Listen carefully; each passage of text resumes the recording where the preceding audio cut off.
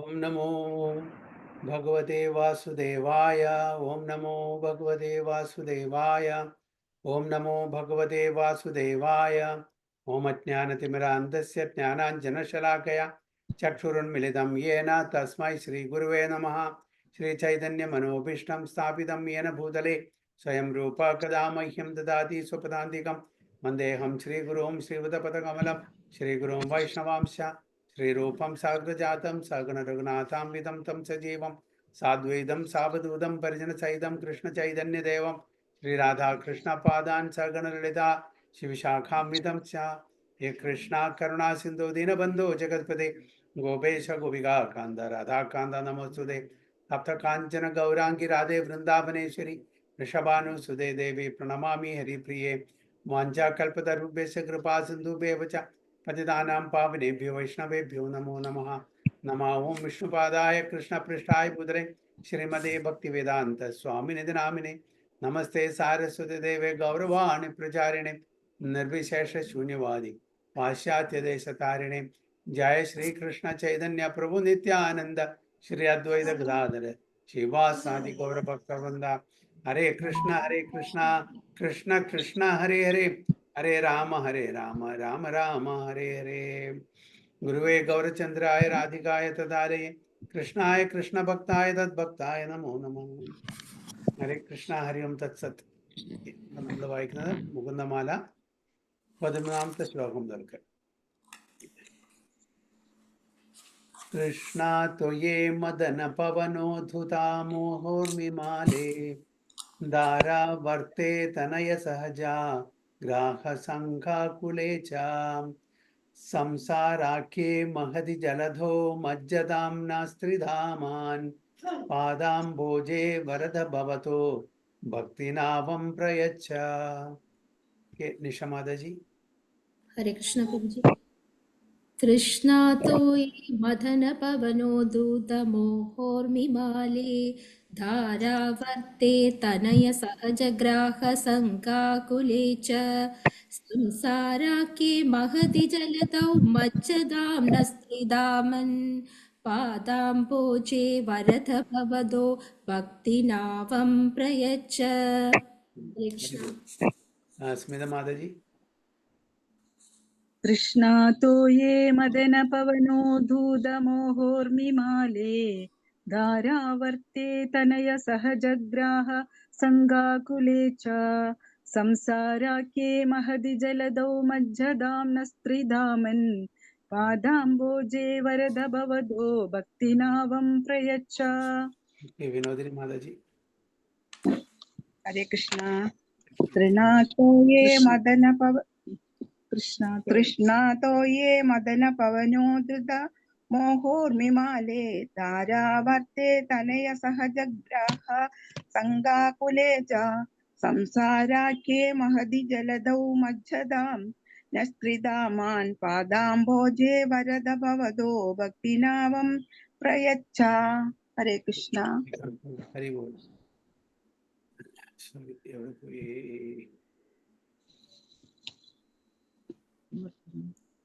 എന്ത് പ്രൂഫ് പറഞ്ഞ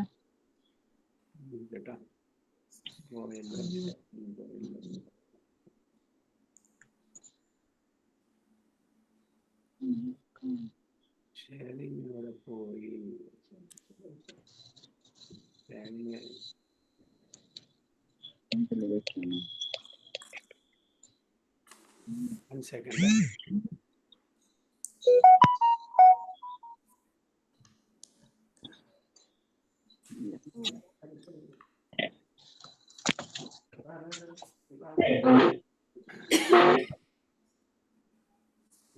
One second.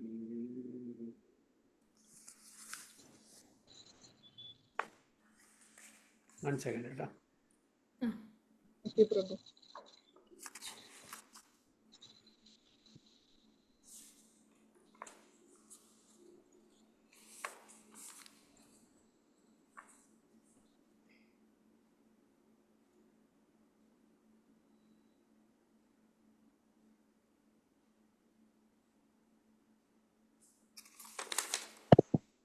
Okay, കാണുന്നില്ലേ? കാണുന്നു.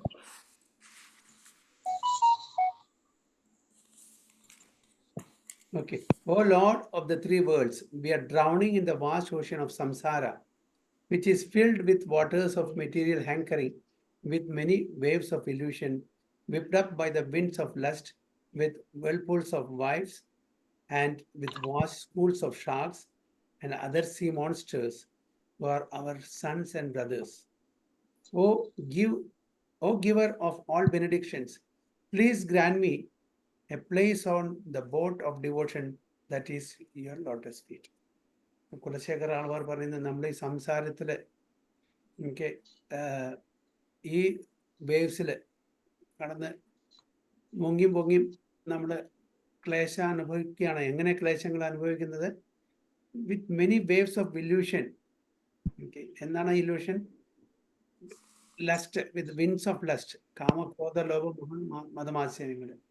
Okay, and with whirlpool of wives, നമ്മുടെ ബന്ധുക്കൾ, സന്ത് ബന്ധുക്കൾ, പ്രത്യേകിച്ചിട്ട് വൈഫ്, ആൻഡ് ഷാർക്സ്, മോൺസ്റ്റേഴ്സ്, അവരാരാണ്? നമ്മുടെ മക്കള്, മകനും, അതായത് ആൺമക്കളും ബ്രദേഴ്സും. എന്താണ് പെൺമക്കളെ ഒഴിവാക്കിയത് എനിക്കറിയില്ല കേട്ടോ. കാണിച്ചാൽ അവർ കല്യാണം കഴിഞ്ഞ് പോവുമല്ലോ, അതായിരിക്കും. അപ്പൊ നമ്മളെപ്പോഴും പരിശാൻ ചെയ്യുന്ന ആരാണ്? ഈ ഷാർക്സും സീ മോൺസ്റ്റേഴ്സ് ആണ്. അവരാണ് സൺസ് ആൻഡ് ബ്രദേഴ്സ്. പിന്നെ നമ്മളുടെ ഇല്യൂഷൻ എന്താണ്? ലസ്റ്റ്, കാമക്രോധ ലോകം, അങ്ങനെയുള്ള. പിന്നെ വെൽപൂൾസ്, ചുഴലി കാറ്റ്, എന്താണ്? നമ്മുടെ ഭാര്യ, അല്ലെങ്കിൽ സ്പൗസ്, അങ്ങോട്ടും ഇങ്ങോട്ടും ആവാം. O giver of all benedictions, please grant me a place on the boat of devotion that is your lotus feet. അതുകൊണ്ട് ഇതെന്നൊക്കെ രക്ഷപ്പെടണമെങ്കിൽ എനിക്ക് അങ്ങയുടെ പാതാരവിന്ദത്തിൽ സ്ഥാനം തരണം എന്നാണ് പറയുന്നത്. അല്ലാണ്ട് ഒരു രക്ഷയില്ല. അപ്പൊ ഈ ഇങ്ങനെ ഈ സംസാരമാകുന്ന സാഗരത്തിൽ ഇതെല്ലാം ഉണ്ട്. ഷാർക്സ് ഉണ്ട്, സീ മോൺസ്റ്റേഴ്സ് ഉണ്ട്, വിൽപൂൾസ് ഉണ്ട്, വേവ്സ് ഉണ്ട്.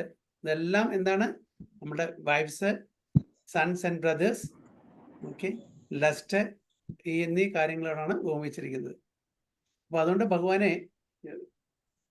ദയവ് ചെയ്തിട്ട് അങ്ങയുടെ കൃപ എനിക്കുണ്ടാവണം. അങ്ങയുടെ ലോട്ടസ് ഫീറ്റ്, പാതാരവിന്ദത്തിൽ എനിക്ക് സ്ഥലം വേണം. Boat of devotion, devotion service. Please grand me A place on the boat of devotion that is your lotus feet. ആ തോണിയിൽ എനിക്കൊരു സ്ഥലം വേണം. എന്താണ് ആ തോണി? ഭഗവാന്റെ പാതാരവിന്ദം, അല്ലേ? Oh, so in this nightmare vision, ഇപ്പൊ ഇതൊരു പേടി സ്വപ്നപാനം ആണ് കാണുന്നത്. Okay, all the dear and familiar things in life become fearful, and yet this is an accurate assessment of material reality. ഇത് ശരിക്കും ഒരു റിയാലിറ്റിയാണ്. നമ്മൾ ആക്ച്വലി ആലോചിച്ച് നോക്കുകയാണെങ്കിൽ ഓരോരുത്തരും ഭക്തിക്ക് പകരം, ഭക്തിയാണ് നമ്മൾ ചെയ്യേണ്ടത്, ഡിവോഷൻ സർവീസ്. പക്ഷെ ആ ഭക്തിക്ക് വിഘ്നം വരുത്തുന്ന രീതിയിലാണ് നമ്മളുടെ എല്ലാ കാര്യങ്ങളും, നമ്മളുടെ സറൗണ്ടിങ്സ്, നമ്മുടെ സിറ്റുവേഷൻ, നമ്മളുടെ ബന്ധുക്കളെല്ലാം, അല്ലേ? ഓരോ നിമിഷത്തിലും നമ്മളെ ആ അഫെക്ഷൻ ആൻഡ് ലവ് കൊണ്ട് നമ്മളെ വരിഞ്ഞു കെട്ടും. ആൻഡ് അവരുടെ കാര്യങ്ങൾ സാധിച്ചു കൊടുക്കാൻ നമ്മുടെ എക്സ്റ്റെൻഡഡ് സെൻസ് ഗ്രാറ്റിഫിക്കേഷൻ വേണ്ടിയിട്ട് നമ്മൾ നമ്മളുടെ ഡിവോഷൻ, നമ്മളുടെ ആ ഭക്തി സേവനത്തിനെ കോംപ്രമൈസ് ചെയ്ത് ഔട്ട് ഓഫ് വേ പോയിട്ട് നമ്മൾ മെറ്റീരിയൽ, ഭൗതിക തലത്തിലുള്ള കാര്യങ്ങൾ ചെയ്യാൻ പോവാണ്. നമ്മളുടെ പ്രൈമറി ആ ഒരു മനുഷ്യജന്മത്തിൽ പ്രധാനപ്പെട്ട ആ ധർമ്മം നമ്മൾ മറക്കുകയാണ്, അതായത് ഭക്തി സേവനം. അപ്പൊ അതെല്ലാം മറന്ന് നമ്മളുടെ സെൻസ് ഗ്രാറ്റിഫിക്കേഷൻ, അതായത് സ്വയം സെൻസ് ഗ്രാറ്റിഫിക്കേഷൻ, ഇന്ദ്രിയ ഭോഗം, എക്സ്റ്റെൻഡഡ് സെൻസ് ഗ്രാറ്റിഫിക്കേഷൻ വേണ്ടിയിട്ട് നമ്മളുടെ സമയം, നമ്മളുടെ ആയുസ്സും, നമ്മളുടെ ധനവും, നമ്മളുടെ ഹെൽത്തും എല്ലാം നമ്മൾ നഷ്ടപ്പെടുത്തുകയാണ് ചെയ്യുന്നത്. അപ്പോൾ അതുകൊണ്ടാണ് നമ്മളുടെ ബന്ധുക്കളെ, ഓക്കെ, നമ്മളുടെ മക്കളെ, നമ്മളുടെ ആഗ്രഹങ്ങളെ ഇങ്ങനെയുള്ള വൈൽഡ് സീ മോൺസ്റ്റേഴ്സിനായിട്ട് അല്ലെങ്കിൽ ഷാർക്കിനായിട്ട് ഓർമ്മിച്ചിരിക്കുന്നത്. അപ്പോൾ അതാണ് പറയുന്നത്, it's A night Meyer vision. അപ്പോൾ നമ്മൾ പേടി സ്വപ്നം കാണുമ്പോഴുള്ള ഒരു പ്രതീതിയാണ്. സംസാര സാഗരത്തിൽ നമ്മൾ അങ്ങനെ മുങ്ങിയും, അതായത് യാതൊരു ആശ്രയമില്ലാണ്ട്, ആലോചിച്ച് നോക്കൂ, ഒരു ആശ്രയമില്ല, ആ സാഗരത്തിൽ നമ്മൾ പെട്ടുകഴിഞ്ഞാൽ ഒരു തോണിയില്ല, ഒരു ബോട്ടില്ല, എങ്ങനെ നമുക്ക് രക്ഷിക്കാം? അതേപോലെ അത്രയും ഭയാനകമായിട്ടുള്ളൊരു കാര്യമാണ് നമ്മളുടെ ഈ സംസാര സാഗരം. കാരണം വെച്ചാൽ ജന്മം, മൃത്യു, ജരാവ്യാധി കൂടെ നമ്മൾ കടന്നുപോയിക്കൊണ്ടിരിക്കുകയാണ്.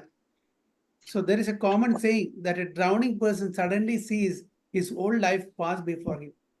Okay, നമ്മൾ അങ്ങനെ ആ സാഗരത്തിൽ പെട്ടാൽ, ശരിക്കുള്ള ആ മെറ്റീരിയൽ ഓഷനിൽ പെട്ടാൽ, അപ്പോൾ നമ്മൾ എന്താണ് കാണുക? നമ്മുടെ ഹോൾ ലൈഫ് നമുക്ക് ഒരു ഫ്ലാഷ് ബാക്ക് ആയിട്ട് തോന്നും. കാരണം വെച്ചാൽ സെക്കൻഡ്സേ ഉള്ളൂ നമ്മുടെ ജീവൻ അപഹരിക്കപ്പെടും. ആ സെക്കൻഡ്സിൽ നമുക്ക് ആ ജീവിതത്തിലുണ്ടായ എല്ലാ ഫ്ലാഷ് ബാക്ക് ആയിട്ട് തോന്നും. അതാണ് പറയുന്നത്, there is A common saying.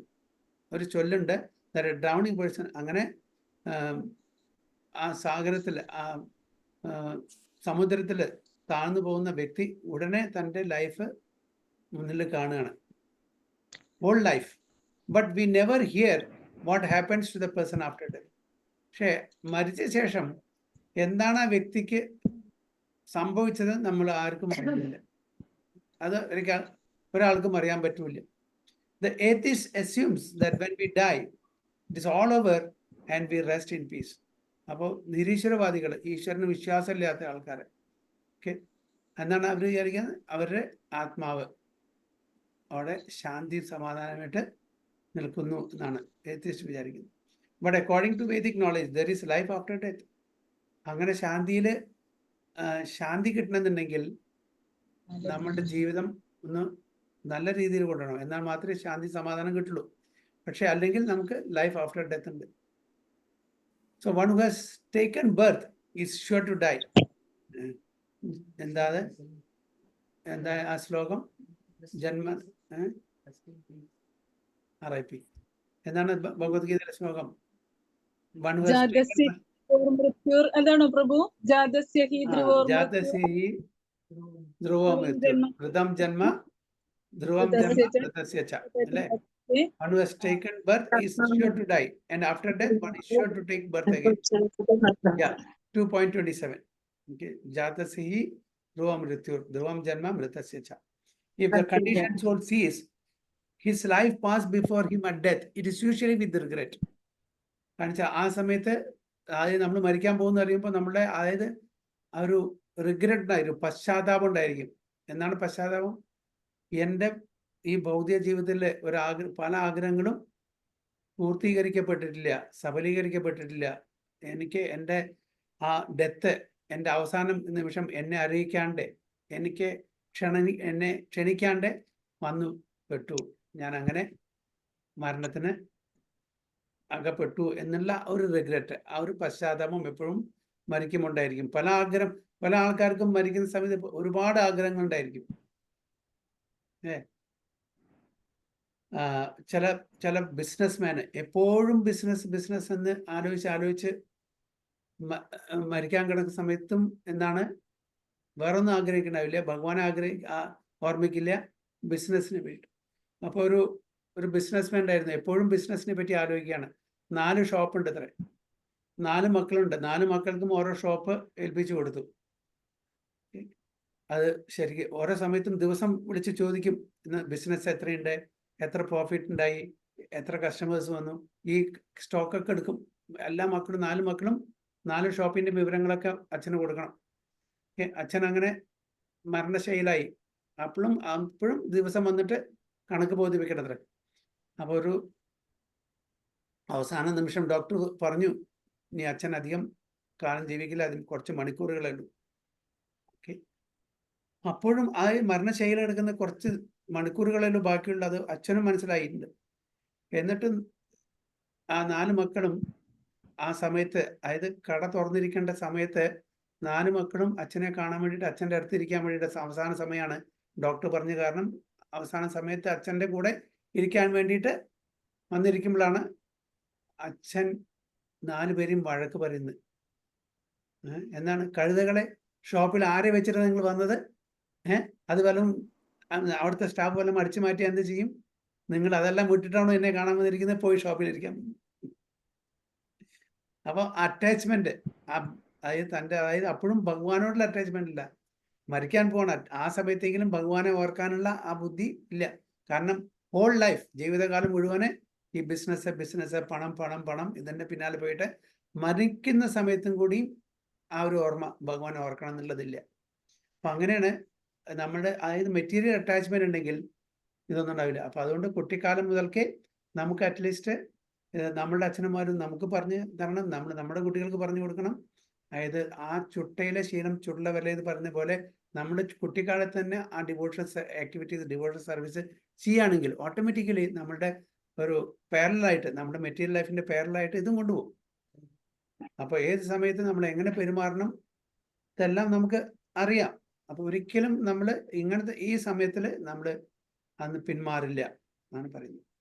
ഇവിടെ കുലശേഖർ ആൾവാരും അതാണ് പറയുന്നത്, എനിക്ക് ആ അങ്ങയുടെ പാതാരവിന്ദമാകുന്ന ആ തോണിയില് കുറച്ച് സ്ഥലം തരാൻ വേണ്ടിയിട്ടാണ് പറയുന്നത്.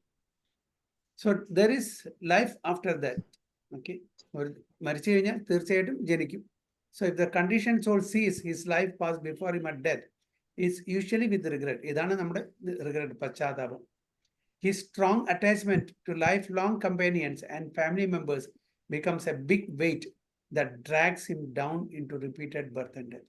അപ്പൊ നമ്മളുടെ വീണ്ടും ജന്മത്തിന്റെ കാരണക്കാരാണ് നമ്മളുടെ ആഗ്രഹങ്ങൾ, നമ്മളുടെ attachment to family members, attachment to wealth, attachment to name and fame. ഈ അറ്റാച്ച്മെന്റ് കാരണമാണ് നമുക്ക് വീണ്ടും ജന്മം എടുക്കേണ്ടി വരുന്നത്. So therefore, it is better for a person to see the fearfulness inherent in material life before it is too late to rectify his consciousness. അതുകൊണ്ട് എന്താണ് പറയുന്നത്, എപ്പോഴും നമ്മൾ ആ പേടി ഉണ്ടാകുന്നത്, അതായത് ഈ അറ്റാച്ച്മെന്റ് നമ്മളെ നല്ല വഴിക്കല്ല കൊണ്ടുപോകുന്നത്. അപ്പൊ ആ പേടി ഉണ്ടെങ്കിൽ അറ്റ്ലീസ്റ്റ് നമ്മൾ ഭഗവത് ആ സ്മരണം നമുക്കുണ്ടായിരിക്കും. അപ്പൊ നമുക്ക് റെക്ടിഫൈ ചെയ്യാൻ പറ്റും. When he begins to realize that there is a great danger in the way he is leading his life, enjoying the false sense of security within his orbit of friends and relatives, then he must, by all means, try to change the situation by taking up devotional service to the Lord. അപ്പോൾ ഇത് നമ്മളുടെ ആ വഴി ശരിയല്ല, നമ്മൾ ഒരു തെറ്റായ വഴിയിലാണ് പോകുന്നത്. ഇതൊന്നും നമ്മുടെ എവിടെയും എത്തിക്കില്ല. വീണ്ടും നമുക്ക് മറ്റ് യോനികളിൽ ജനിക്കേണ്ടി വരും. അതുകൊണ്ട് ഇപ്പോഴെങ്കിലും നമ്മൾ അതിനെ റെക്ടിഫൈ ചെയ്യണം. നമ്മൾ ഡിവോഷണൽ ആക്ടിവിറ്റീസ് പ്രാക്ടീസ് ചെയ്യാൻ തുടങ്ങണം. Even better late than never എന്ന് പറയുന്ന പോലെ. അപ്പൊ നമ്മുടെ ആ വേ ഓഫ് ലൈഫ് മാറ്റണം. ഗോഡ് കോൺഷ്യസ്നെസ് അല്ലെങ്കിൽ ഡിവോഷണൽ സർവീസ് നമ്മൾ പ്രാക്ടീസ് ചെയ്യാൻ തുടങ്ങണം. ഈവൺ ലേറ്റ് ആയാലും കുഴപ്പമില്ല. But if you cannot change them then he should at least save himself. As Prahlad Maharaj told his demonic father തത്സാധു മന്യേ സുരഭര്യദേഹിനാം സദാ സമുദ്വിഗ്ന ധീയമസദ്ഗ്രഹാത് ഹിത്വാത്മപാദം ഗൃഹമന്ദകൂപം വനം ഗതോ യദ്ധരിം ആശ്രയേത. O best of the asuras. അസുരവര്യദേഹിനാം എങ്ങനെയാണ് അഡ്രസ് ചെയ്യുന്ന പ്രഹ്ലാദ് മഹാരാജ് തന്റെ അച്ഛനെ? ബെസ്റ്റ് ഓഫ് ദ അസുരാസ്, അസുരന്മാരിൽ ടോപ്പ് ആയിട്ടുള്ള ആളാണ്. King of the demons. As far as I have learned from my spiritual master, any person who has accepted a temporary body and temporary household life is certainly embarrassed by anxiety because of having fallen into a dark well where there is no water but only suffering. എന്താണ് പറയുന്നത്? ഏതൊരു വ്യക്തിയാണോ ശരീരം സ്വീകരിച്ചിട്ടുള്ളത്, temporary body and temporary household life, certainly embarrassed by anxiety. എല്ലാവർക്കും anxiety ഉണ്ടായിരിക്കും. അപ്പോൾ ആ because of having fallen into a dark well where there is no water but only suffering. അപ്പോൾ ഒരു അന്ധകൂപം, അതിന് വെള്ളമില്ല. എന്താണ്? അപ്പോൾ അതിൽ വീണ് കഴിഞ്ഞാൽ എന്തായിരിക്കാം? നമ്മൾ സഫറിങ്. അതേപോലെ നമ്മുടെ ഈ ഭൗതിക ശരീരം എടുത്തു കഴിഞ്ഞാൽ സഫറിങ് മാത്രമേ ഉണ്ടാവുള്ളൂ, ആങ്സൈറ്റി മാത്രമേ ഉണ്ടാവുള്ളൂ. One should give up this position and go to the forest. അപ്പോൾ അതിനേക്കാളും നല്ല എന്താണ്? കാട്ടിലേക്ക് പോവുക. എന്താണ് കാട്ടിലേക്ക് പോകുക എന്ന് പറഞ്ഞാൽ ഭഗവാനെ ധ്യാനിക്കാൻ വേണ്ടി പോവുക. അതാണ് അതിൻ്റെ അർത്ഥം. പണ്ടത്തെ കാലത്ത് വീട് വിട്ടു പോവുക എന്ന് പറഞ്ഞാൽ ധ്യാനിക്കാൻ വേണ്ടി പോവുക. കാശിക്ക് പോവുക എന്ന് പറഞ്ഞാൽ തിരിച്ചു പറഞ്ഞ യാതൊരു നിർബന്ധമില്ല, അങ്ങനെ പോവും.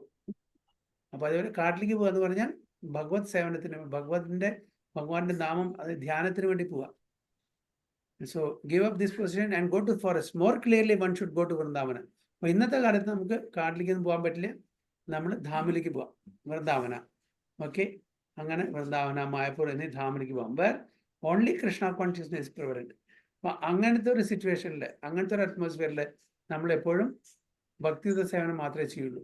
ആ ധാമ അതിന് വേണ്ടിയിട്ടാണ്. എല്ലാവരും ഡിവോട്ടീസാണ്, എല്ലാവരും ഡിവോഷണൽ സർവീസ് ചെയ്യുന്നു അവിടെ. അതുകൊണ്ട് നമ്മളും ഓട്ടോമാറ്റിക്കലി അത് ചെയ്തു ശീലിക്കും. And should thus take shelter of the supreme personality of God. Bhagavatam 7.5.5 എന്നെടുത്തിട്ടുള്ള പർപ്പോർട്ടാണിത്. So it's not easy thing to wake up from the complacency of ordinary life.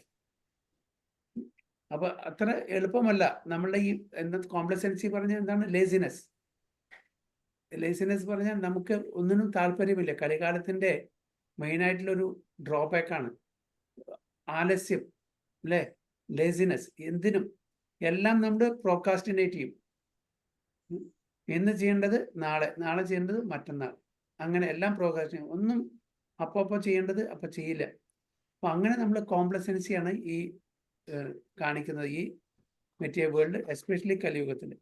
Everyone knows that life is full of difficulties, but we tend to think that our family members and friends are only our souls. നമുക്ക് അറിയാം life full of miseries ആണ്, ക്ലേശങ്ങൾ നിറഞ്ഞാണ്. പക്ഷെ എന്താണ് നമ്മളുടെ ആ ഒരു വിശ്വാസം? എന്താണ്? അതായത് നമ്മളുടെ ഫാമിലി മെമ്പേഴ്സ്, നമ്മളുടെ ഫ്രണ്ട്സ്, അവരാണ് നമുക്ക് സാന്ത്വനം തരുന്നത്. ഈ ഒരു തെറ്റിദ്ധാരണ മീതെയാണ് നമ്മൾ വിചാരിക്കുന്നത്. നമ്മളുടെ പൈസ, നമ്മളുടെ ഫാമിലി മെമ്പേഴ്സ്, നമ്മളുടെ ഫ്രണ്ട്സ്, നമ്മളുടെ വെൽവിഷേഴ്സ്, ഇവരൊക്കെയാണ് നമുക്ക് സാന്ത്വനം തരുന്നത്, നമുക്ക് നമ്മളെ അസിസ്റ്റ് ചെയ്യുന്നത്. പക്ഷെ അവർ എത്ര കാലം? നമുക്കറിയാം ഗജേന്ദ്ര മോക്ഷം. ഗജേന്ദ്രന്റെ സ്ഥിതി എന്തായിരുന്നു? ഒരുപാട് ദിവസം ഗജേന്ദ്രന്റെ കുറേ വൈഫ്സ് ഉണ്ടായിരുന്നു, ഷീ എലിഫൻസും മക്കളൊക്കെ സഹായിച്ചു. പക്ഷെ നിവൃത്തിയില്ല, അവർ രക്ഷയില്ലാണ്ടപ്പോൾ അവർ വിട്ടുപോയി. They left him to his fate. അതേപോലെ നമ്മളുടെ കുടുംബം ആദ്യത്തെ കുറച്ച് ദിവസമൊക്കെ ഉണ്ടായിരിക്കും, അത് കഴിഞ്ഞാൽ അവർക്കും മടുക്കും, അവരും നമ്മളെ കൈവെടിയും. അപ്പോൾ ആരും നമ്മുടെ കൂടെ വരില്ല, ഭഗവാൻ ഒഴിച്ച്. ഭഗവാൻ മാത്രമേ നമ്മുടെ കൂടെ എപ്പോഴും ഉണ്ടാവുള്ളൂ. അപ്പോൾ ആ ഭഗവാനും മുറുക്കി പിടിക്കാനുണ്ട്. കാരണം വെച്ചാൽ മറ്റുള്ളവരൊക്കെ ടെമ്പററി ആണ്, കുറച്ച് ദിവസം ഉണ്ടായിരിക്കും, അത് കഴിഞ്ഞാൽ പിന്നെ അവരും നമ്മളെ വിടും. So but as Kulashekara and other Vedic sages point out, in materialistic life our family members are like various bees attacking us. അപ്പോൾ അതുകൊണ്ടാണ് കുലശേഖർ ആൾവാർ പറയുന്നത് നമ്മുടെ ഫാമിലി മെമ്പേഴ്സിനെ എന്തിനോടാണ് ഉപമിച്ചിരിക്കുന്ന ഒരു മെറ്റഫോറ്? വീഷ്യസ് ബീസ്, വൈൽഡ് ആനിമൽസ്, മൃഗങ്ങളോടും. ഓക്കെ, വീഷ്യസ് ബീസ് ആണ് അറ്റാക്കിങ് അസ്. എപ്പോഴും നമ്മളെ അറ്റാക്ക്. എങ്ങനെയാണ് അറ്റാക്ക് ചെയ്തുകൊണ്ടിരിക്കുന്നത്? എനിക്ക് അത് വേണം, എനിക്കിത് വേണം, ഇത് പോരാ, അത് പോരാ, തൃപ്തിയില്ല. ഒരു കാര്യം എത്ര ചെയ്തു കൊടുത്താലും തൃപ്തിയില്ല, എത്ര കൊടുത്താലും തൃപ്തിയില്ല. ഓരോരുത്തരുടെ ഡിമാൻഡ്സ് കൂടി വരുന്നു. ഓക്കെ, നമ്മളുടെ കപ്പാസിറ്റിക്ക് മുകളിലായിരിക്കും ഡിമാൻഡ്സ്. എസ്പെഷ്യലി ഇന്നത്തെ കാലത്ത് മക്കളൊക്കെ എന്ന് പറഞ്ഞാൽ ശരിക്കും വളർത്തിയിട്ടില്ലെങ്കിൽ അവർക്ക് പൈസയുടെ വില അറിയില്ല. നമ്മൾ അച്ഛനമ്മമാരും അവരെ ചീത്തയാക്കുന്നു. കാരണം അവർ ഒന്ന് ചോദിച്ചാൽ 2-3 കൊടുക്കുന്നു, അവർക്ക് ഒട്ടും വില അറിയില്ല. അപ്പോൾ അതുകൊണ്ട് എസ്പെഷ്യലി എത്ര ധനം ഉണ്ടെങ്കിലും ശരി, അവർക്ക് പൈസയുടെ വാല്യൂ അറിയണം. അപ്പോൾ അതുകൊണ്ട് ആ വേണ്ടുന്ന മാത്രമേ കൊടുക്കാൻ പാടും. അതും ചോദിച്ചിട്ട് ആവശ്യമുണ്ടെങ്കിൽ അപ്പോൾ മാത്രമേ. അവർ സമ്പാദിച്ചിട്ട് ചിലവാക്കുമ്പോൾ ചോദിച്ചു നോക്കും ഓരോരുത്തർക്കും. നമുക്കറിയാം അല്ലേ, അവനവൻ സമ്പാദിക്കുമ്പോൾ അതിൻ്റെ ബുദ്ധിമുട്ട് നമ്മൾ അറിയുമ്പോഴാണ് ആ പൈസയുടെ വില അറിയുള്ളൂ. ഇഷ്ടം പോലെ ഫ്രീ ആയിട്ട് ഇഷ്ടം പോലെ കൊടുക്കുമ്പോൾ അല്ലെങ്കിൽ കിട്ടുമ്പോൾ അതിൻ്റെ വില അറിയില്ല. അപ്പോൾ ഇവരെല്ലാം അതൊന്നും നമ്മൾ എങ്ങനെയാണ് അത് ശേഖരിക്കുന്നത്, ഈ ധനം സ്വരൂപിക്കുന്നത്, ബാക്കിയുള്ള കാര്യങ്ങളെല്ലാം നമ്മൾ എങ്ങനെ അറേഞ്ച് ചെയ്യുന്നതെന്നും ഇതിൻ്റെ പെയിനൊന്നും അറിയാതെയാണ് അവരുടെ ആഗ്രഹങ്ങൾ, ഡിമാൻഡ്സ് നമ്മുടെ മുമ്പിൽ വെക്കുന്നത്. അപ്പോൾ അതുകൊണ്ട് നമ്മൾ സൂക്ഷിക്കണം. അവരെ വളർത്തുന്ന രീതിയിൽ അവർക്ക് വേണ്ടുന്ന കാര്യങ്ങളെല്ലാം പറഞ്ഞു കൊടുത്തിട്ട് വേണം. അല്ലെങ്കിൽ എന്തായിരിക്കും ഇവിടെ? അവരെല്ലാം ഈ വീഷ്യസ് ബീസ്റ്റ് ആയിരിക്കും. നമ്മൾ ഡിവോട്ടീസിന് അതിൻ്റെ പ്രശ്നം വരുന്നില്ല. ഡിവോട്ടീസിൻ്റെ മക്കളെ വേണ്ട വിധം നമ്മൾ വളർത്തുകയാണെങ്കിൽ അവർ ഫേവറബിൾ ആയിരിക്കും നമ്മുടെ ഡിവോഷണൽ ആക്ടിവിറ്റീസ്. അല്ലാത്ത സമയം വെറും മെറ്റീരിയൽ ലൈഫിനെ ഉദ്ദേശിച്ച് മാത്രം ജീവിക്കുന്ന ആൾക്കാർ, അവരുടെ ഫാമിലി മെമ്പേഴ്സ് എല്ലാം വീഷ്യസ് ബീസ്റ്റ് ആയിരിക്കും. ആൻഡ് ഓരോ സമയത്തും നമ്മളെ അറ്റാക്ക് ചെയ്തുകൊണ്ടിരിക്കും. To convey this unpalatable truth, Jadabharata related to King Rahugana an allegory about the forest of material enjoyment. In this context, he said, "My dear king, family members in this material world go under the names of wives and children, but actually they behave like tigers and jackals." അപ്പോൾ രഘുഗുണന് ഭരതൻ, അതായത് ജഡഭരതൻ, ഒരു instruction കൊടുക്കുന്ന ഒരു ഇതുണ്ട്, എപ്പിസോഡുണ്ട്, എല്ലാവർക്കും അറിയാമല്ലോ. അപ്പോൾ അതിൽ രഘുഗുണന് കൊടുക്കുന്ന ഒരു അലഗറിയാണ്, എന്താണ്, ഒരു മെറ്റഫോറാണ് ഇവിടെ ഈ പർപ്പോട്ടിൽ ഉപയോഗിച്ചിരിക്കുന്നത്. അതായത് ഇവിടെ "My dear king, family members in this material world go under the names of wives and children." അതായത് ഭാര്യ, കുട്ടികളെ എന്നീ രൂപത്തിലാണ് വരുന്നത്. പക്ഷെ ആക്ച്വലി അവരെന്താണ്? Like tigers and jackals. അവരെ ടൈഗേഴ്സ് ജാക്കൽസിനെ പോലെയാണ്. ടൈഗേഴ്സ് ജാക്കൽസ് എന്താ ചെയ്യുക? നമ്മളെ അറ്റാക്ക് ചെയ്യുന്നില്ല. അതേപോലെ പക്ഷെ അവരുടെ, അതായത് വൈഫ്സ് ആൻഡ് ചിൽഡ്രൻ്റെ അറ്റാക്ക് എമോഷണലി അറ്റാച്ച് ആവുകൊണ്ട് നമുക്കത് അനുഭവപ്പെടുന്നില്ല. പക്ഷേ അതിൻ്റെ റിസൾട്ട് അങ്ങനെയാണ് വരിക.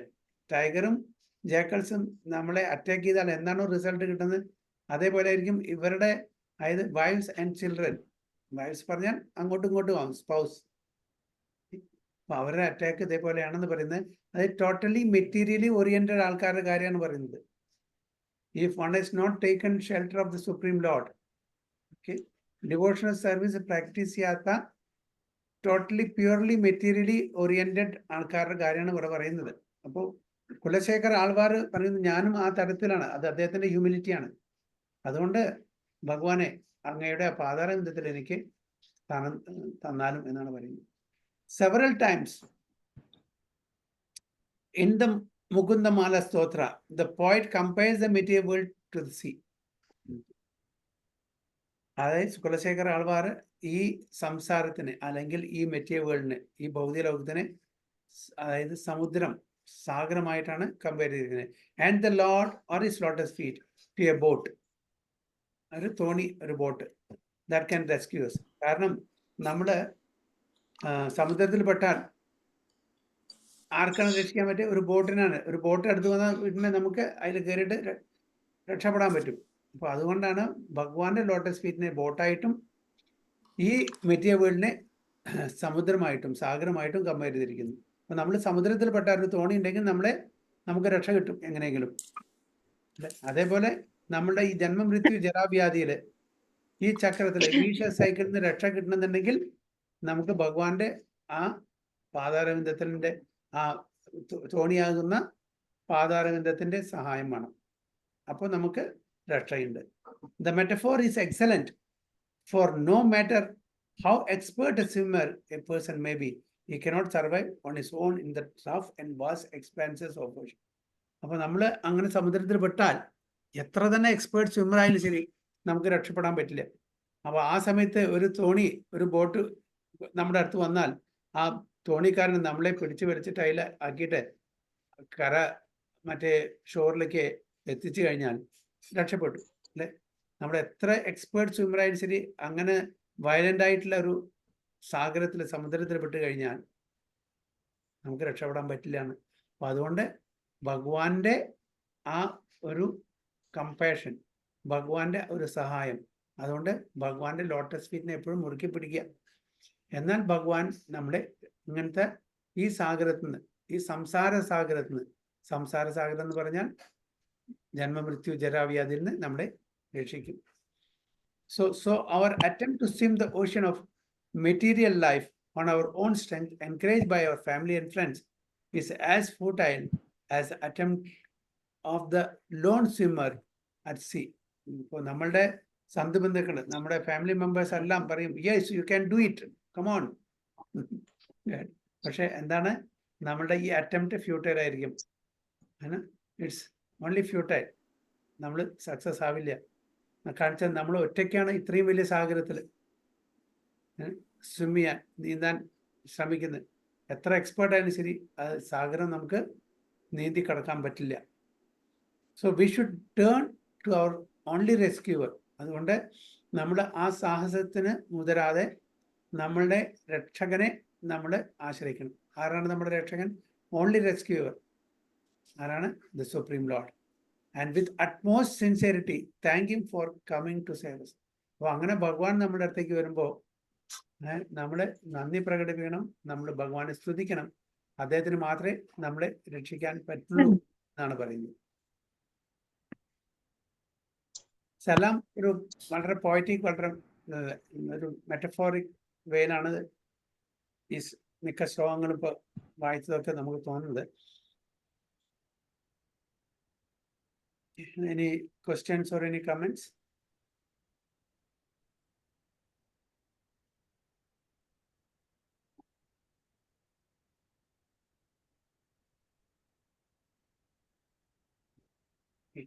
എന്തായാലും